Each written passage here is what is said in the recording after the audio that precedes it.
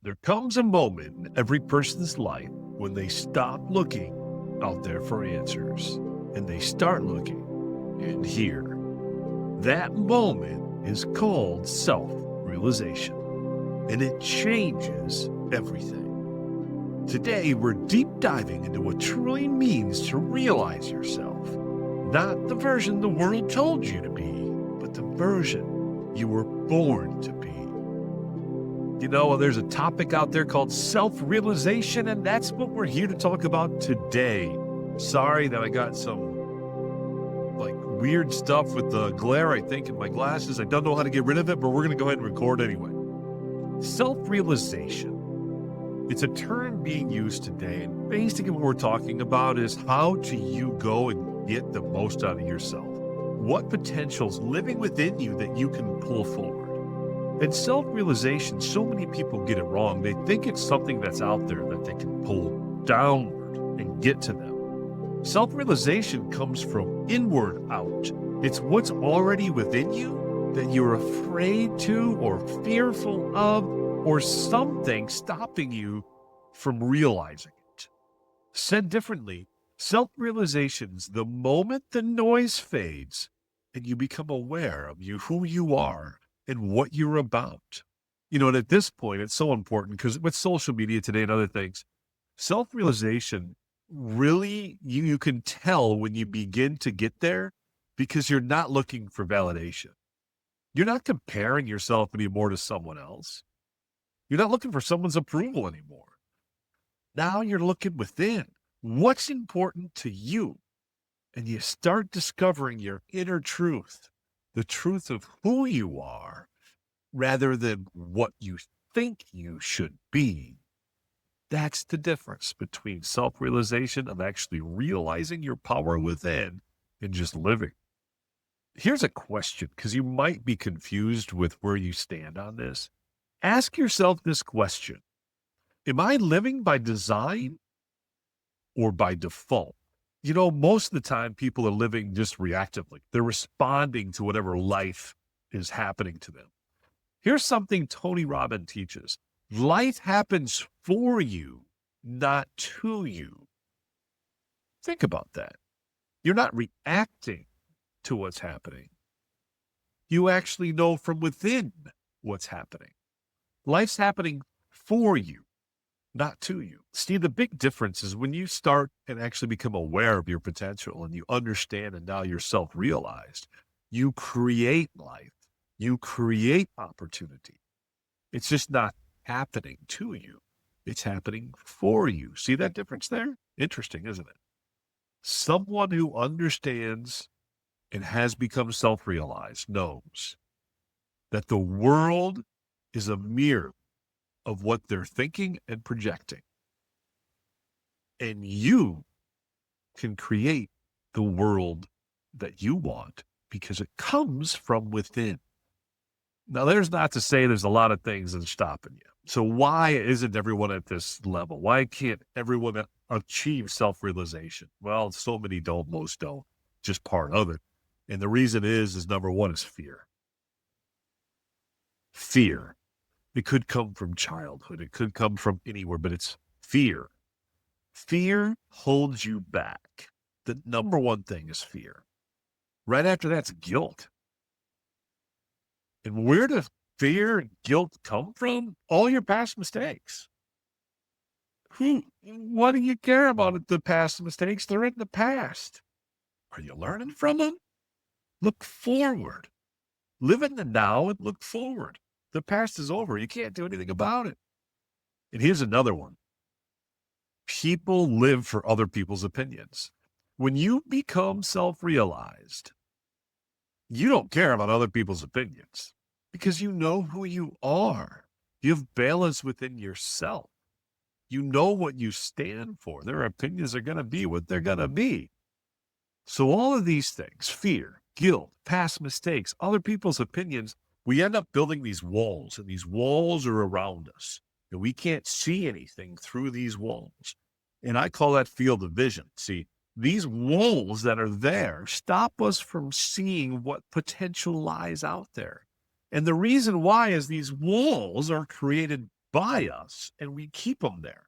Rather than having a higher field of vision, we keep it there. And if we're getting worse and more fearful, now we're only seeing this much. And the walls collapse on you. If you're feeling more guilty, you only can see that much. And see, the more and more you feel and are you reacting, the less what you can see is actually happening in life. Whereas if you look the opposite way, it just grows and opportunities everywhere. No matter what's happening, you're seeing opportunity. You're seeing a chance to create, that things are happening for you rather than to you. Now, that doesn't mean there's not challenges. That doesn't mean there isn't problems. No, that's not looking at it right. No, perfection or whatever dream world you want to come up with, that's not life. Life happens. Life is always going to happen. But how you look at it and what you create out of it can completely be controlled by you. And this is what I want to teach you right now. I talked about those walls, and if you're more fearful, it just becomes thinner and thinner, and you can't see anything around you other than the fear. None of those walls are real. They're real to you, but they're not real because they're made up by what's in your head. Now, they feel very real and that there's no way out of it when you're in it, but it's because of what you're creating out of your mind. You haven't actually gotten to the point of realizing who you really are and become balanced with it. Thus, self-realization. And I look at it this way: is I have a whole podcast on meaning, owning meaning. Once you own the meaning of things, you can own your emotional reactions to things. And rather than saying things like, why did this happen to me? You say things like, what can I learn from this? Or what things now can I go forward and do better because this happened to me? The difference of woe is me, zero, and what can I learn from this is huge of the opportunity of the walls and how close they are to you. A really big piece of understanding self-realization comes from knowing who you are and have the confidence of understanding that.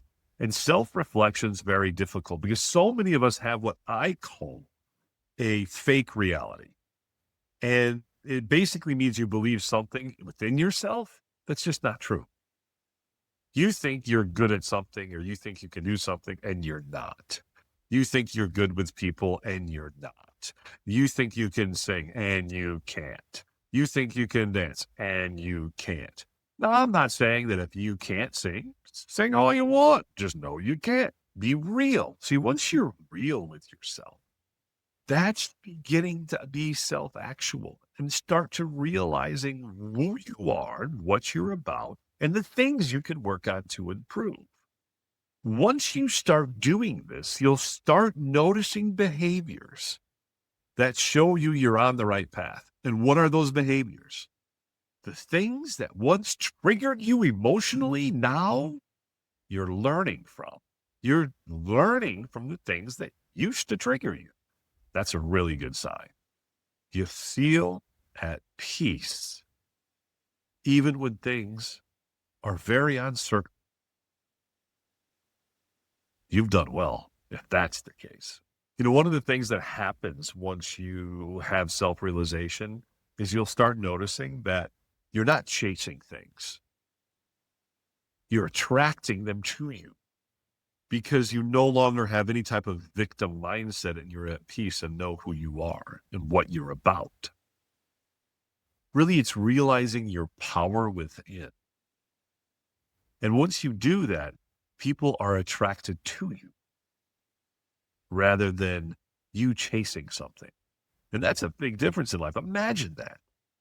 And this is a big one that I really hope everybody can get to is your self-worth isn't up for debate anymore. No one else can tell you. You can't tell you. No one else can tell you anything about your self-worth because you know what you're worth and you know for real who you are. There's no debate on it anymore. You're not going to question that shit anymore. You know who you are and you know you're good enough and you know you're strong enough and you know what you stand for. And that, my friends, is the power of waking up into who you truly are. So, one of the things that I get asked a lot is, what are some things that can help me step into this? What are some things that can help me get started on this journey? Because it's a tough one. Because if this is all you can see, I mean, you don't have much room there and you're stuck. So, what are the things that can do that can start to open your mind up? And getting into a morning routine would be number one. I mean, my opinion on this is you do a morning routine and you start with breath. It's just do some box breathing. Google that and having some deep breaths. And then after that, in the morning, your deep breaths are over. Maybe you did 5, maybe you did 30, whatever you're following, do it. Think about all the things you're grateful for and make that the first 5 minutes you do of every morning. That will change you more than about anything, but that's going to get you started on a nice path towards self-realization. Number 2, start to observe things without judgment. Let me explain that.